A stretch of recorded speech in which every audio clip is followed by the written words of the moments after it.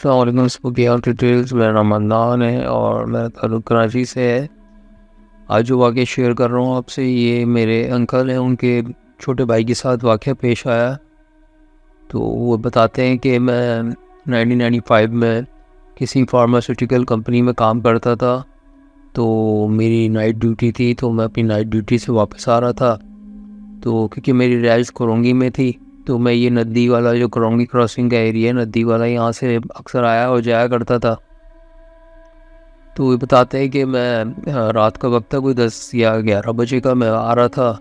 तो मैं जब कुरंगी क्रॉसिंग पे आया, तो जब शुरू में थोड़ा सा मैं आगे आया, तो मैंने देखा कि एक औरत है, वो जो शादी वगैरह में जो लेडीज़ जाती हैं ना, लिबास वगैरह पहना होता है उन्होंने, इतना सजा हुआ और बड़ा बनाव श्रृंगार करके वो खड़ी हुई है। तो कहते हैं कि मेरी बाइक उसके पास से जो है गुजरी, तो मुझे एक परफ्यूम की खुशबू आई, लेकिन वो परफ्यूम की खुशबू कुछ नागवार सी मुझे लगी। तो खैर मैं आगे चलता रहा, तो अचानक मैंने देखा कि वो मेरी गाड़ी का टायर जो है ना, आगे से उसकी ना मतलब भारी हो रहा है। मेरे मोटरसाइकिल जो चल रही थी, आगे टायर उसका भारी हो रहा था। तो मैंने रेस दी, तो फिर भी मेरी बाइक आगे नहीं बढ़ रही थी। वो टायर मुसलसल जो है ना, वो स्लो होती जा रही थी बाइक मेरी। फिर अचानक ही मेरे बाइक का टायर वो बर्स्ट हो गया। मैं उतरा, मैंने चेक किया तो बिल्कुल हवा निकल चुकी थी। तो मैंने कहा अरे यार, ये क्या हो गया, तो बड़ा मसला हो गया। घर का इतना दूर का सफ़र है, मैं किस तरह लेके जाऊँ, रात का वक्त है, पूरे रोड पे कोई नहीं, सन्नाटा पड़ा हुआ है। तो खैर वो कह लगे, मैं मोटरसाइकिल लेकर चलने लगा। तो बताते हैं कि वो जो औरत थी पीछे, जिसको उन्होंने देखा था, तो ये उसके बारे में ये सोच रहे थे कि शायद ये कोई शादी वगैरह में से आ रही होगी फैमिली को, और इनकी जो बाइक वगैरह या गाड़ी वगैरह ख़राब हो गई, क्योंकि वो रोड जो है ना, वो बंद पे बना हुआ है, तो वो पहाड़ी नुमा लगता है, तो वो ढलान थी। तो वही समझे शायद ये औरत बाइक वगैरह को नीचे पंचर हो गया है या ख़राब हो गई है, तो उन्होंने बाइक नीचे उतार दी है। कि रोड उस वक्त इतना चौड़ा नहीं हुआ करता था, रोड उस वक्त सिंगल रोड होता था, उस पर डबल गाड़ियाँ चलती थी। खैर वो रात का वक्त है, इतना रश नहीं था वहाँ, तो वो यही समझे। तो खैर वो बता रहे हैं कि मैं अपनी बाइक लेके चल रहा था, तो मैंने पीछे से आवाज़ सुनी, जैसे पासिव की आवाज़ होती ना, छन छन छन छन करती हुई, वो मेरे पीछे आ रही है।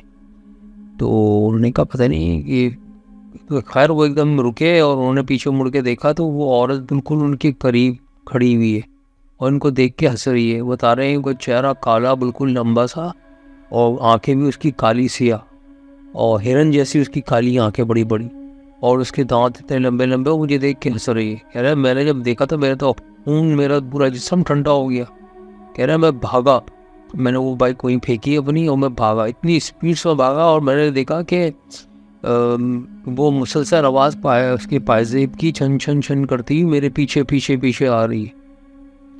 तो बताते हैं मैं भाग रहा था, तो पीछे से एक डंपर ट्रक आ रहा था उसी रोड पर। तो वो उसने जब देखा ट्रक वाले ने मुझे भागता हुआ इस तरह, तो उसने कहा इस बंदे के साथ कोई मसला हुआ है। उसने फ़ौरन जाके ना ट्रक इसके पास जाके रोका।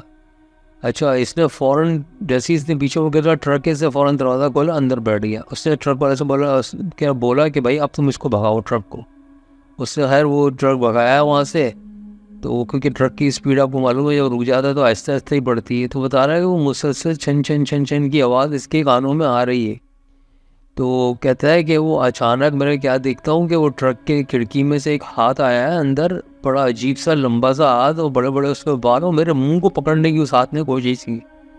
तो ये बताते हैं एकदम मैं पीछे की तरफ हटा, उस मतलब थोड़ा पीछे हटा, और एकदम मैंने ट्रक वाले से बोला उसकी स्पीड दो। तो उसने स्पीड दी और फिर स्पीड से ये लोग निकल गए। तो आगे जाके जो है वो कुछ रोशनी थी, तो वहाँ पर जो है वो उन्होंने ट्रक वाले ने ट्रक रोका। फिर उसने इनसे पूछा भाई क्या बात है, क्या हुआ। ऐसा बोला तुमने देखा नहीं? बोले हाँ मैंने देखा, हाथ देखा मैंने तभी स्पीड बढ़ा दी। तो कह लगा कि मेरे साथ ये वाक़या हुआ, इस तरह मैंने औरत को वहाँ देखा। तो उससे बोला कि तुम उनको सही कह रहे हो, अक्सर हमारा यहीं से गुजर होता है। तो आज तो मेरे साथ क्लीनर नहीं है, मैं अकेला था। तो जब मैंने तुम्हें भागते हुए देखा, तो मैंने कहा इसके साथ भी वही मसला हुआ है। तो कह रहे क्या हुआ, क्या बताओ कुछ। तो कह लगा कि हमारा जो क्लीनर है ना, वो भी इसी तरीके से रुका था, उसको पेशाब आ रहा था। तो उससे बोला यहाँ ट्रक रोक दो, रात का ही वक्त था। तो वो पेशाब करने गया थोड़ा सा वहाँ आगे नीचे की तरफ, तो वो बताता वहाँ मैंने इसी तरह एक औरत को खड़ा हुआ देखा, जो मुझे इशारे से बुला रही थी। तो कह रहा है कि वो फ़ौरन अपना फारिग होके भागा हुआ ट्रक में आया, उससे मुझे बताया कि इस तरीके से मैंने वहाँ औरत को देखा है। तो जब उन्होंने इनकी बात सुनी तो उन्होंने कहा हाँ ये इसी से मिलता जुलता ही कोई मामला हुआ है तुम्हारे साथ। बहरहाल इनकी तो हालत ख़राब थी बेचारों की। ये क्योंकि वो ट्रक वाला जो था वो वहीं जा रहा था, उसी जगह से गुजर रहा था, यहाँ इनका कॉलोनी पड़ती थी। तो खैर उन्होंने उसको कॉलोनी पे उतारा, वहाँ पर ट्रक वाले ने ये भागे हुए गए दरवाजे पे, दरवाज़ा खटखटाया, इन्होंने दरवाज़ा खोला तो एक गिरे और बेहोश हो गए। और इनको उठाया, घर वालों ने इनसे पूछा भाई तुम थोड़ा होश आया, क्या हुआ? तो उन्होंने पूरी रवात सुनाई इनको, जी मेरे साथ ये वाक़या हुआ। अब इनको तेज़ बुखार, बुरी हालत इनकी। तो खैर इनको भी जो है वो उनका भाई तो रूहानी इलाज होगा इनका। तो मस्जिद से इमाम साहब को बुला के लाए, इन पर उन्होंने दम दरूद कराया, उनको बताया कि भाई ये शयातीन देखे इन्होंने वहाँ पर इस तरीके से उस औरत को देखा। तो फिर काफ़ी कहता बताते हैं कि काफ़ी 1 महीने तक मैं जो है वो निकला नहीं घर से बाहर, खौफ से। वो अकेले अंधेरी रात में जो मैंने उस औरत की शक्ल देखी है, तो मैंने तो वो रात की ड्यूटी छोड़ दी। मैंने कहा करूँगा तो दिन की जॉब करूँगा, रात की तो मैं करूँगा ही नहीं अब। तो वो कह रहे 1 महीने तक तो मैं बहुत ज़्यादा पैनिक में रहा हूँ, बहुत परेशान रहा। तो 1 महीने तक मेरी यही पोजीशन रही और मैं बहुत ज़्यादा परेशान रहा, मुझे बड़ी घबराहट रही। तो खैर मेरा इलाज हुआ, रूहानी भी और मेडिकली भी, तो इंशाल्लाह अल्लाह ताला ने शिफा दी, मैं सही हो गया हूँ अल्हम्दुलिल्लाह। तो ये वाक़या था। अच्छा, उसके साथ एक जो और वाक़या है जो मैं शेयर करना चाह रहा था, वो ये था कि हाँ हमारे एक अज़ीज़ तो नहीं है, लेकिन वो एक डॉक्टर है हमारे क्लिनिक पे। तो उनके थ्रू एक ये वाक़या मुझे सुनने को आया कि उनके कोई जानने वाले थे, वो गल्फ़ गए थे, तो उनको वहाँ जॉब मिल गई थी किसी हॉस्पिटल में। तो वो हॉस्पिटल में जॉब कर रहे थे कोई साल भर से। तो उनके पास कोई प्राइवेट कॉल्स भी आ जाती थी कि भाई वो घर पे विज़िट करना है, पेशेंट को चेकअप करना है। तो ये कहते बताते महीने में 1-2 कॉल आती थी मेरे पास, तो मैं विज़िट करता था जाके वहाँ पर। तो बताते हैं कि मैं एक दफ़ा मैं अपने हॉस्पिटल में था, तो मुझे फ़ोन कॉल आई कि जी वो विज़िट करना है घर में और एक पेशेंट है उसको चेकअप करना है। तो मैंने कहा ठीक है, अभी तो मैं जॉब पे हूँ, मैं जॉब से जैसे ही मैं फ़ारिग होऊंगा तो इंशाल्लाह मैं आपके वहाँ पहुँच जाऊँगा। तो बताते हैं कि वो मेरे घर से करीबन आधे पौने घंटे की ड्राइव थी। तो वहाँ जाकर वो जो है उनका जो घर था, तो ये बताते हैं कि मैं फ़ारिग होकर फिर उनके घर की तरफ रवाना हो गया वहीं से। तो कहते हैं कि मैं वो उस स्ट्रीट पे पहुंचा जिस स्ट्रीट का उन्होंने नंबर दिया था। तो जैसे ही मैं स्ट्रीट पे पहुंचा अंदर, तो मैंने देखा कि एक घर है बिल्कुल चमचमाता हुआ, वाइट कलर का, बिल्कुल जैसे कोई मतलब बहुत बड़ा सा महल नुमा घर है वो बड़ा चमचमाता हुआ है। तो गल्फ़ में होते हैं इस तरह के घर ज़्यादातर। तो अच्छा, वो घर इस तरह से था कि पूरी स्ट्रीट के ऊपर एक ही घर था, उस पर कोई दूसरा घर बने हुए ही नहीं थे। तो बताते हैं कि मैं अंदर गया और मतलब मैंने अपनी गाड़ी पार्क की और मैंने बेल बजाई। तो एक बुज़ुर्ग आदमी, सफ़ेद दाढ़ी उसकी, सर पे उसके जो है वो चादर तली हुई है और पूरे जिस्म पे वो ग्रीन रंग की चादर लपेटी हुई है, वो चलता हुआ आ रहा है और उसके हाथ में लालटेन है और लालटेन जल रही है। तो उन्होंने जब इसको देखा तो उनको, क्योंकि वो दरवाज़ा जाली वाला था, तो उन्होंने उनको देखा तो उनको बड़ी हैरत हुई। तो उन्होंने कहा ये इतना लाइटों वाला घर है और ये हाथ में लाइटें लेके बुजुर्ग आदमी कहाँ से चला आ रहा है? खैर वो आया, उससे बोला जी। तो उन्होंने बताया कि भाई मुझे इस घर से कॉल आई है और पेशेंट को मुझे देखना है। तो उन्होंने कहा एक मिनट वेट करें। तो ये गया अंदर, उसके बाद थोड़ी देर बाद आया, उसका आ जाए अंदर आ जाए, थोड़ा सा खोल दिया उसने, ये अंदर चले गए। अंदर गए तो जैसे ही अंदर घर में दाखिल हुए तो एक दरवाज़ा था, उसने आप अंदर बैठे, वो लेडीज़ हैं वो आएंगी फिर आपको तो पेशेंट के पास ले जाएंगी। तो ये बताते हैं कि वो इतना लंबा दरवाज़ा कि मेरा सर ज़मीन पर मैं खड़ा हूँ, ऊपर सर उठा के मुझे देखना पड़ रहा है, इतना लंबा दरवाज़ा। पहले समझा बहुत भारी दरवाज़ा था, तो मैंने हल्का सा टच किया तो वो खुल गया। कह रहे मैं अंदर जाके बैठा, तो मैं जब अंदर सोफे पे बैठा और देख रहा हूँ बड़ी बड़ी जो है डाइनिंग टेबल लगी हुई है, बड़ी बड़ी कुर्सियाँ हैं और जिस ड्राइंग रूम में ये बैठे हैं वहाँ बड़े बड़े सोफ़े लगे हुए हैं। तो कह रहा है यार ये घर किस तरह का है, ये इंसानों का है जिनों का घर? इतने बड़ी बड़ी चीज़, हर चीज़ इतनी बड़ी बड़ी, पानी का गिलास भी इतना बड़ा, चमचे भी इतने बड़े पंखे भी इतने बड़े बड़े लगे, क्या कुछ कुछ समझ में नहीं आई उनको बात, वो हजम नहीं हुई कि उनको बात ये माजरा क्या है। तो खैर वो तो अपनी ड्यूटी सर अंजाम देने आए थे। तो बताते हैं कि एक औरत ऊपर से उतरी, उसने ब्लैक रंग का सूट पहना हुआ था और रेड रंग की उसने नेल पॉलिश लगाई हुई थी और ब्लैक रंग की उसने लिपस्टिक अपने होंठों पे लगाई हुई थी। और वो आई, सिया काले बाल उसके, उस वक्त आए ऊपर आए, हमारे पेशेंट जो है ना ऊपर है।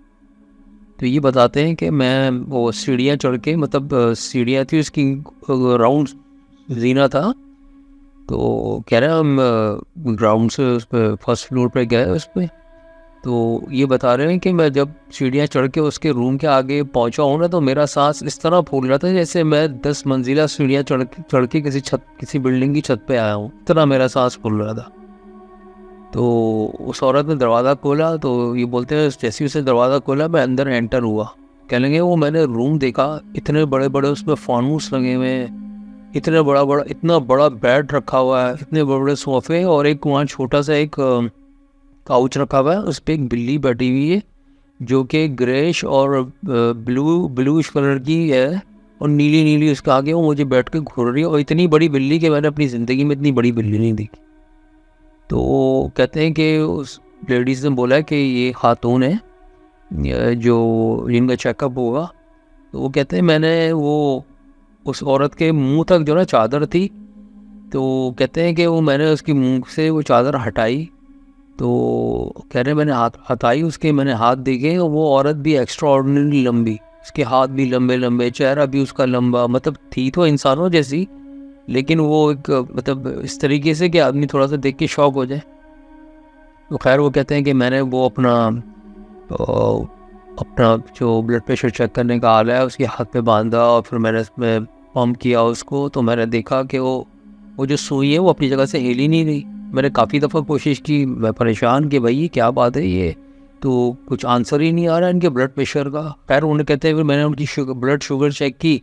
तो मैं ब्लड शुगर चेक करता और उसमें इसको स्ट्रिप लगा के उसमें देखता तो वो नीला आता।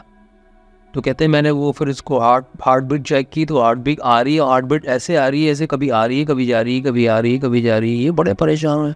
उन्होंने उस औरत से बोला है, उनके पीछे खड़ी थी, उस औरत से उन्होंने बोला भाई इस औरत की हालत अच्छी नहीं है और इसकी हालत बहुत ख़राब है, लिहाजा हमें इसको हॉस्पिटल फौरी तौर पर लेके जाना पड़ेगा। तो कहते हैं मैंने अपने मोबाइल निकाला और मैंने फ़ौरन फ़ोन मिलाया एम्बुलेंस को कि अपने हॉस्पिटल की कि इस तरह पेशेंट है इस जगह पे, तो वो कॉल लगी ही नहीं। तो उसने कहा अच्छा मैं, क्योंकि इनकी कंडीशन तो सही नहीं है, लिहाजा मैं जो हूँ वो वहाँ पर बाहर से इसको फ़ोन करता हूँ। तो वो उस औरत ने कोई जवाब नहीं दिया। इन्होंने बैग उठाया, क्योंकि ये डॉक्टर थे समझते थे, इन्होंने अपना बैग उठाया, फौरी तौर पे वहाँ से निकले। और फिर ये बताते हैं जब मैं उस सीढ़ियों से नीचे उतरा हूँ तो मुझे ऐसा फील हो रहा था जैसे मैं 10 मंजिला बिल्डिंग की छत से नीचे उतर के आया हूँ। इतनी मेरे को वो जो है वो तकलीफ़ हुई उतरने में। खैर मैं उस वक्त भी मेरी हालत ख़राब, मेरी टांगों में दर्द हो रहा है, मुझसे चला नहीं जा रहा। मैं पहुँचा दरवाजे पे, मैंने दरवाज़ा खोला, फिर मैं बाहर गया तो देखा वो शख्स जिसके हाथ में लैट्रिन थी वो उसी तरीके से उसी जगह पे ऐसे ही खड़ा हुआ है। तो मैं बहुत ज़्यादा इस चीज़ से भी बड़ा परेशान था, खौफ से ज़्यादा कि आखिर मैं ये आ कहाँ गया हूँ। तो बताते हैं कि मैं अपनी गाड़ी में बैठा, गाड़ी में बैठने के बाद मैंने एम्बुलेंस को फ़ोन किया कि भाई इस जगह गली में, इस जगह पे, इस स्ट्रीट पे ये घर है और यहाँ पर एक खातून है, इनकी हालत ख़राब है, तो लिहाजा फ़ौरी तौर पे इनको जो है हॉस्पिटल में एडमिट करना पड़ेगा। तो यहाँ से फ़ौरी तौर पे इनको लेकर आप हॉस्पिटल पहुँचे। मैं भी हॉस्पिटल पहुँच रहा हूँ। तो ये बताते हैं कि मैं जो हूँ हॉस्पिटल पहुँचा तो मैंने काफ़ी देर हो गई, मैंने एम्बुलेंस को फ़ोन किया, मैंने बोला क्या हुआ। कहने वो एम्बुलेंस वाला बोलने का कौन सी स्ट्रीट है, कहाँ पर है, वहाँ तो ना कोई घर है ना कुछ है, वो तो पूरा खाली मैदान है। तो कह रहे हैं, मैंने उनसे मुझसे ये बात बोली तो मुझे बड़ी हैरत हुई। कह रहे नहीं वहाँ इस तरह का घर है, उसका नंबर ये। तो उन्होंने बोला कि नहीं वो हमें वो घर तो वहाँ मिला नहीं कोई, हम तो वापस आ रहे हैं। तो ये बड़े परेशान हुए। तो पहले ये बेचारे बड़े घबराए हुए थे सब कुछ देख के, तो ये अपने घर चले गए और इसी कश्मकश में इनकी सुबह हो गई। अब ये सुबह अपनी ड्यूटी पे गए, तो वो ड्यूटी पे उनके दोस्त वगैरह भी इनके साथ थे, जो इनके कोलीग्स वगैरह थे। तो उन्होंने इनको देखा तो उन्होंने सब पूछा यार क्या बात है, बड़े अपसेट लग रहे हो। तो उससे सारा माजरा उनको सुनाया दोस्तों को। तो उनके दोस्तों ने कहा यार तुम घबराओ नहीं, ऐसा करते हैं हम लोग अभी हमारी जो ड्यूटी ऑफ होगी हम सबकी अभी, तो हम 2-3 लोग तुम्हारे साथ उसी जगह चलेंगे और देखेंगे उस स्ट्रीट पे आखिर ये क्या माजरा क्या था। तो कहते हैं कि वो जो हमारी ऑफ हुई तो हम लोग तीनों दोस्त जो है वो गए वहाँ पर स्ट्रीट पे। तो क्या देखते हैं कि वो जो स्ट्रीट पे जो बिल्कुल मैदान था सारा, वहाँ सारे घर बने हुए, और वो जो जहाँ पर ये जिस जगह पे जिस घर में ये गए थे वो प्लॉट है खाली, वो कुछ भी नहीं है। अब ये बहुत ज़्यादा परेशान हो, कह रहे हैं यार कल मैं इधर आया था ये तो कल तो ये कुछ भी नहीं था, या कोई स्ट्रीट पे कोई मकान नहीं था, वो घर था जो चमचमा रहा था वाइट कलर का, और ये घर कहाँ गायब हो गया, ये कहाँ चले गए। उन्होंने कहा तुमने शायद तुम परेशान हो इस वजह से कोई गली मिस कर दी है तुमने। वैसे कहा नहीं यार मैं तुमसे बोल रहा हूँ, मैं यही गली में आया हूँ कल, तुम्हें मेरी बात पे यकीन नहीं आ रहा। तो उन्होंने और गलियाँ चेक की, कि वो घर उनको वहाँ मिला नहीं। तो वही वहाँ पर एक प्लॉट खाली था उन घरों के दरमियान में। तो खैर वो बोलते हैं कि हमने गाड़ी घुमाई और हम आने लगे तो गाड़ी मैं ही ड्राइव कर रहा था, तो मैंने अपने बैक मिरर में देखा कि वही आदमी, वही शख्स हाथ में लैल्टेन लेके खड़ा हुआ है, और वो इसी तरीके से वो बुज़ुर्ग वो उस प्लॉट के अंदर खड़ा हुआ है हाथ में लैल्टेन लेके। तो ये इसकी चीखें निकल गई। उसने बोला क्या हुआ? कह रहा भाई मैं तुमसे कह रहा था ना, वो देखो वो शख्स, वो आदमी जो कल मेरे पास आया था गेट पे लैट्रिन लेके, वो तो वो खड़ा हुआ है सामने। तो उनके दोस्त उन्होंने बोला कि इनके दोस्तों ने पीछे मुड़ के देखा, कहने यार तुम्हारा दिमाग ख़राब है, वहाँ तो कोई भी नहीं खड़ा हुआ। तो कह रहे मैंने गाड़ी रोकी और मैं गाड़ी से उतर के मैंने उस प्लॉट की तरफ देखा तो वो आदमी कोई भी नहीं था। तो ये फौरी तौर पर घर आ गए अपने, और मतलब इनकी बहुत कंडीशन जो था, हालत अच्छी नहीं थी और ये बहुत परेशान थे कि आखिर ये हुआ क्या है। तो ये वाक़या था एक। तो इसके साथ एक और छोटा सा वाक़या है मैं इसमें ऐड कर रहा हूँ, और ये वाक़या है एक कैप्टन साहब हैं, वो शिप में होते हैं। तो बताते हैं कि जब मैं कैप्टन नहीं था तो मैं एक यूरोपियन जहाज़ के अंदर फर्स्ट ऑफिसर की जो है वो जॉब कर रहा था। तो मेरे साथ कैप्टन था, कैप्टन के बाद मैं फ़र्स्ट ऑफिसर, सेकंड, फिर थर्ड ऑफिसर, और फिर बाकी उनका स्टाफ होता है जो जहाज़ चलाते हैं। बोलते हैं हम लोग एक दफ़ा यूरोप की किसी टूर पे थे, तो हम लोग शिप हमारा चल रहा था समंदर में, तो रात हो गई। तो जब रात हो जाती है तो स्टाफ कम हो जाता है, तो चंद लोग ही होते हैं जो जहाज़ को ऑपरेट कर रहे होते हैं। तो ये बताते हैं कि वो एकदम सामने हमने फॉग देखी बहुत सारी ना, बिल्कुल समंदर भी नज़र नहीं आ रहा और ना आसमान नज़र आ रहा, चारों तरफ फॉग ही फॉग, धुंध छाई हुई। खैर ये कहते हैं कि हमारा जहाज़ जो है ना उस फॉग के अंदर एंटर हो गया, क्योंकि वो इनके पास तो आइडिया होता है ना, इनके पास कंपास वगैरह होते हैं, इनको पता होता है हाँ भाई यहाँ पर कोई चट्टान वगैरह नहीं है या कोई चीज़ ऐसा कोई चीज़ ख़तरे की बात नहीं है। शिप जो है वो गहराई भी बहुत है और शिप अपनी स्पीड में चलता रहेगा तो कोई मसला नहीं है, वो तो अपने अंदाजे से उसको। तो खैर वो बता रहे हैं जैसे ही वो फॉग के अंदर एंटर हुआ तो हम तीनों थे, हम 3 बंदे थे। तो वो बताते हैं कि हम क्या देखते हैं, एक बहुत बड़ी मखलूक, जहाज़ से भी कई गुना बड़ी मखलूक, अपने हाथ फैलाए हुए, और उसके हाथ भी ऐसे, उसके हाथों पे पर, और बड़ा सा मुंह उसका वुल्फ की तरह, और अपना मुंह खोल के समंदर के ऊपर मुंह रख के, पानी के ऊपर मुंह रख के पूरा उसका मुंह खोला हुआ है, और जहाज़ बिल्कुल उसकी सीध में आ रहा है। कह रहे हैं हमने उस मखलूक को देखा तो मेरे जो वो दोस्त थे, जो मतलब मेरे जो ऑफिसर जो थे स्टाफ के लोग, वो भी देख के परेशान हो गए। तो इन्होंने फौरी तौर पे जो जहाज़ की स्पीड फुल थी उसको ऑफ़ किया, और फ़ौरन नीचे इंजन रूम पे इन्होंने, वहाँ पर भी इस तरह के होता है सिस्टम कि इसको ऑफ़ कर देते हैं फिर स्लो कर देते हैं। उन्होंने हाफ़ किया उधर ऊपर, तो नीचे भी उन्होंने ऑफ़ कर दिया फ़ौरन। इन्होंने फौरी तौर पर बोला कि जहाज़ के इंजन बंद कर दो और जहाज़ के इंजन रिवर्स चलाओ ताकि जहाज़ जो है ना पीछे की तरफ जाए। तो ये बताते हैं कि हमने फौरी तौर पे जहाज़ के जो है वो अपना इंजन ऑफ कर दिया, और उसको हमने तब स्लो करके इसके इंजन पीछे की तरफ चलाया, तो जहाज़ के इंजन पीछे की तरफ चलने लगा। तो कह रहे हैं जैसे जैसे जहाज़ रिवर्स होता था वो जो बला थी और या जो भी कुछ था वो करीब से करीब तक होती जाती, यहाँ तक कि उसने हमारे पूरे जहाज़ को निगल लिया। तो खैर वो तो मैं तो मुस्लिम था, तो मैंने फौरी तौर पे कलमा पढ़ लिया। तो भाई अब तो हो गया हमारा काम, तो गए हम काम से। तो बताते हैं कि हम बस ये सोच ही रहे थे तो कि हमने देखा कि हमारा जो शिप है वो दोबारा पानी में चल रहा है, मतलब वो रिवर्स ही हो रहा था, लेकिन वो अब मखलूक हमें नज़र नहीं आ रही।